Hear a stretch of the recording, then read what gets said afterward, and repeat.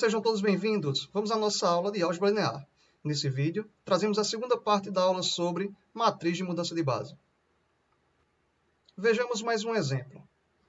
Sejam B a base canônica e C a base formada pelos vetores 2 e menos 1, 1 e 2 de R2. Na letra A, vamos determinar a matriz de mudança da base B para a base C. Destacamos aqui que é da canônica para uma base arbitrária. Na letra B, vamos dar um vetor V de coordenadas 4 e 3 e vamos determinar as coordenadas desse vetor V em relação à base C, utilizando a matriz encontrada no item A. Vamos então à letra A. Como estamos querendo determinar a matriz de mudança da base B para a base C, devemos determinar as coordenadas de cada vetor de B em relação à base C. Para isso, nós vamos determinar as coordenadas de um vetor arbitrário do R2, ou seja, um vetor xy, em relação à base C, ou seja, α1 que multiplica 2 e menos 1, mais α2 que multiplica 1 e 2. Essa equação me leva ao seguinte sistema de equações lineares. 2α1 mais α2 igual a x, menos α1 mais 2, α2 igual a y. Esse sistema de equações lineares é equivalente a... Vamos repetir a segunda equação, menos α1 mais 2α2 igual a y. E vamos multiplicar a segunda equação por 2 e somar a primeira. 2 vezes menos 1 menos 2, com 2, 0. 2 vezes 2, 4, com 1, 5, α2. 2 vezes y, 2y, com x, x mais 2y. Observem que, da primeira equação, nós temos que o α2 é igual a x mais 2y, x mais 2y sobre 5. Guardemos esse resultado. Substituindo esse valor de α2 na segunda equação, nós podemos escrever α1 igual a 2, α2 menos y. Isso nos leva a α1 igual a 2 vezes α2, eu terei 2x mais 4y. Tudo isso sobre 5 menos y. Fazendo as operações, temos então que o α1 é igual a 2x, 5 vezes menos y, menos 5y, somado com 4y, menos y, tudo isso sobre 5. Guardemos também esse resultado. Logo, esses resultados me dizem que um vetor arbitrário xy do R2 tem, em relação à base C, a seguinte matriz de coordenadas. X mais 2y, ou 2x menos y, por 5, x mais 2y por 5. Então, essa é a matriz coluna de um vetor arbitrário do R2. Ora, se eu já tenho aqui como são as coordenadas de qualquer vetor em relação à base C, podemos agora determinar as coordenadas do vetor 1, 0 e 0, 1. Então, vamos lá. Daí, o vetor 1, 0 em relação à base C é escrito como 2 vezes 1 menos 0 sobre 5. Denominador, segunda coordenada, 1 mais 2 vezes 0 sobre 5. Ou seja, a matriz coluna do meu vetor 1, 0 em relação à base C é 2/5, 1/5. Guardemos esse resultado.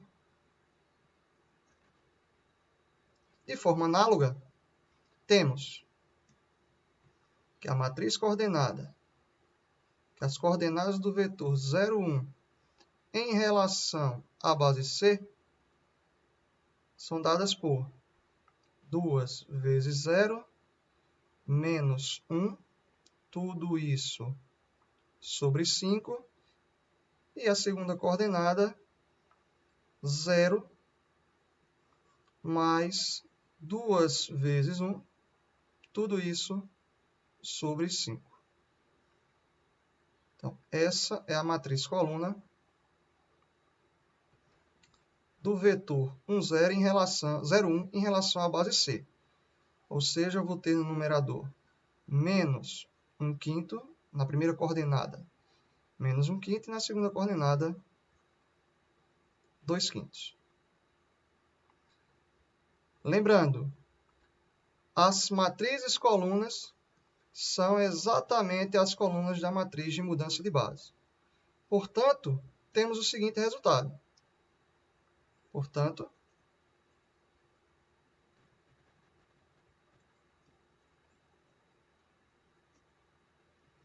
a matriz de mudança de base da base B para a base C é dada por 2/5, 1/5, 2/5, 1/5, menos 1/5, 2/5.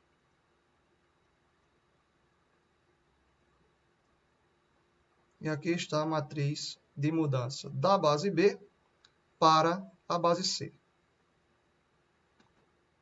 Vamos agora utilizar a matriz encontrada no item A para calcular as coordenadas do vetor 4, 3 em relação à base C.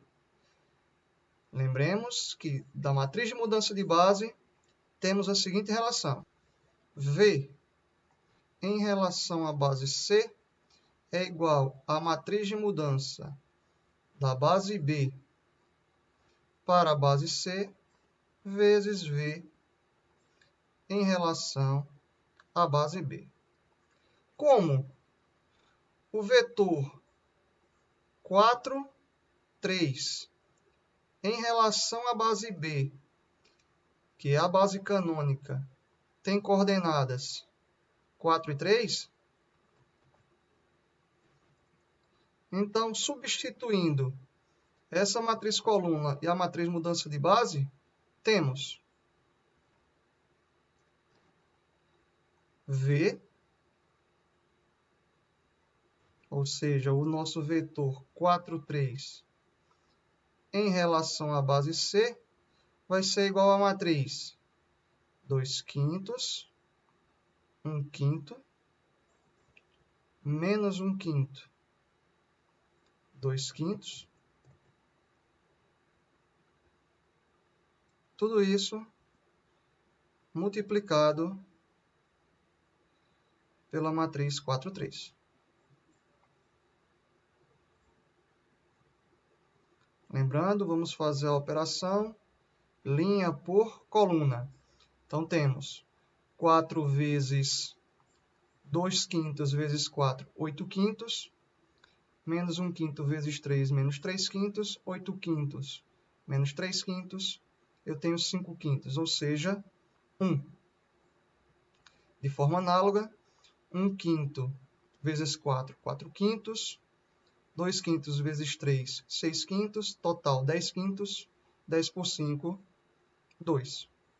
Portanto, a matriz coluna do vetor V, 4, 3, em relação à base C, é a matriz coluna 1 e 2.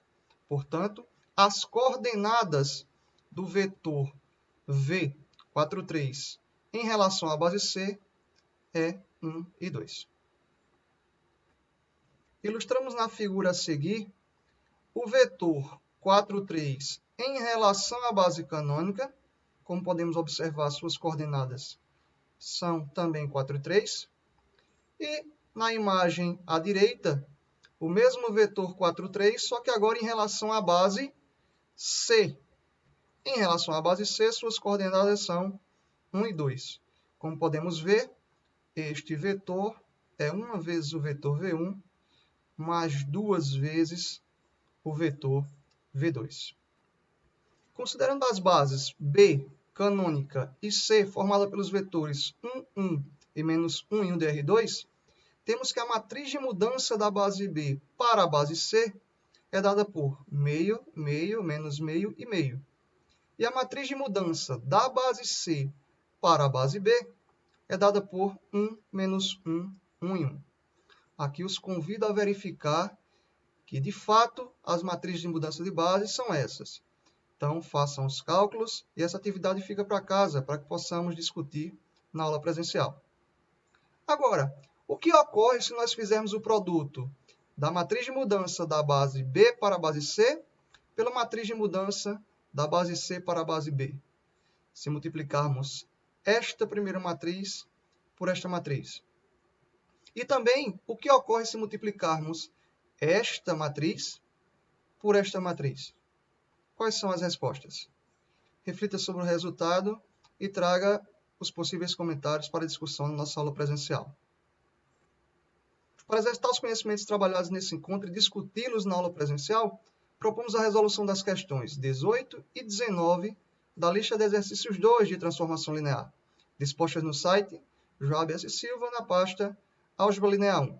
Nesse site também estão dispostos os slides utilizados nesse vídeo. Encerramos aqui a aula 14. Bons estudos!